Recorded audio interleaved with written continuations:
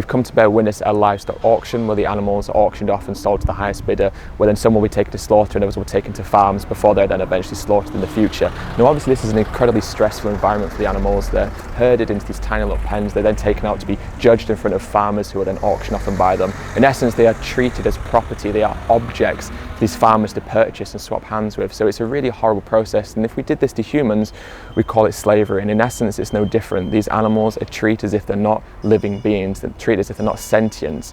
They are treated as slaves and they're auctioned off and then eventually sold and slaughtered. So we're here to bear witness and shed light on a different area of the process that many people simply aren't aware of.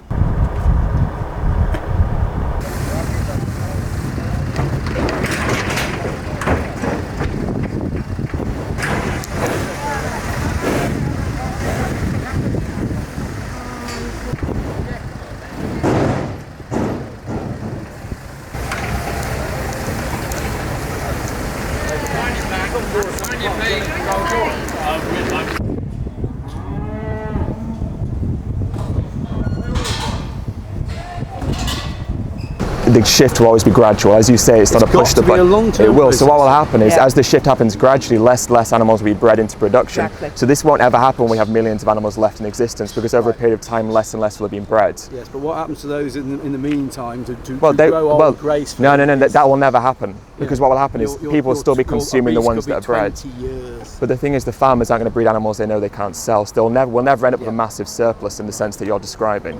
So your benefit is then, as far as I can see, is that I mean, by then probably I should have retired and probably died or whatever.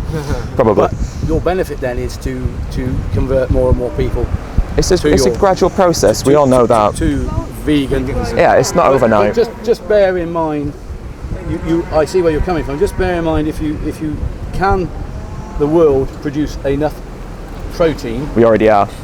Well, we're growing enough. Well, I'll tell you what, we slaughter 56 billion land animals every year. Yes. Yeah, we have 800 million people starving. So we have the food to feed them, but we feed it to livestock animals instead. So the protein's there. It's just this distribution of it's all wrong. Well, it is, but the animal feed that goes to slightly animals different. Absolutely, is a different protein. It is. And there is a situation where your soya, you probably can't grow soya. You can't grow soya in this country particularly. But we're already grown enough to feed, as I say, billions of land animals. We've got more than enough soya at the moment. We don't need to. We can stop producing it. Soya, no, okay, that's fine. That's fine. I do. I love it. No, I do too. But vegan does. No. But no, the issue that you're describing, again, it wouldn't be a real issue, because we've grown enough food to feed between 12 and 15 billion people currently. So we've got the food there and the land's there and everything. There's going to be a progression. It's going to be a long-term progression. It is a long-term. It's a long-term. That's what we're here for. But all we are doing is facilitating the movement of those animals to another farm. Absolutely. Part of the reason why they are moving is under the industry that we have at the moment is that the farm that they've come off probably doesn't have the facilities to keep them for the next stage. Yep. So they're better to be sold and to be well looked after. Until they're killed. Do you see the juxtaposition there? Yeah, absolutely. Yeah. But that's there at the moment. Do you think there is a humane way to kill an animal, in your experience of dealing with livestock? I don't know. Do you think that we need to eat animals to survive? Well, I think we always have eaten protein. But do we need to? I don't know that either. If I told you that recently the British Dietetic Association and the American Dietetic Association, which are basically the largest bodies of nutrition and diet experts in both countries, have stated that a vegan diet is both adequate and safe for all stages of life, including pregnancy. I didn't hear vegan, I heard vegetarian the other day. There's vegan as well now. If you eat vegetarian, your metabolism uses it more quickly or something, so you're it's vegan now as well. They've stated that. If it's vegetarian, it's probably vegan as well. So do you think with that in mind that professionals have said it's healthy, that means that this sort of trade becomes immoral because it's unnecessary? I can't answer it because you're involved in it. I've been in it since I was of course. And obviously because you've been raised from a young age with that kind of, we're all conditioned, aren't we, in a certain sense, and we get raised into these environments where we're given a set of values that maybe isn't true to what we believe in, because we've been raised with them, we believe them to be the way that we have to live our life.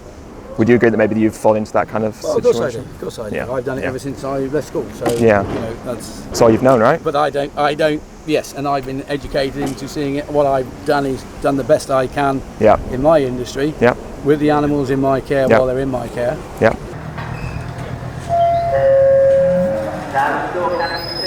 Store cash in 2 minutes.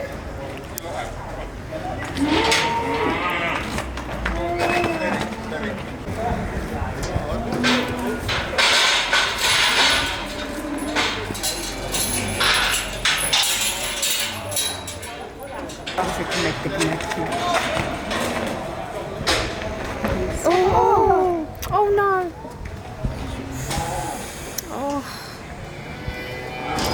Oh no, no.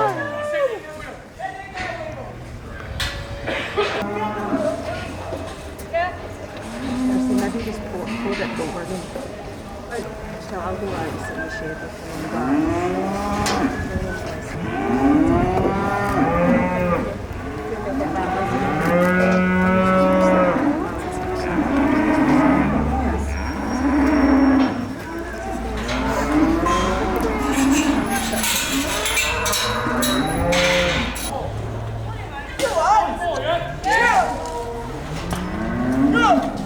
They're getting impatient, aren't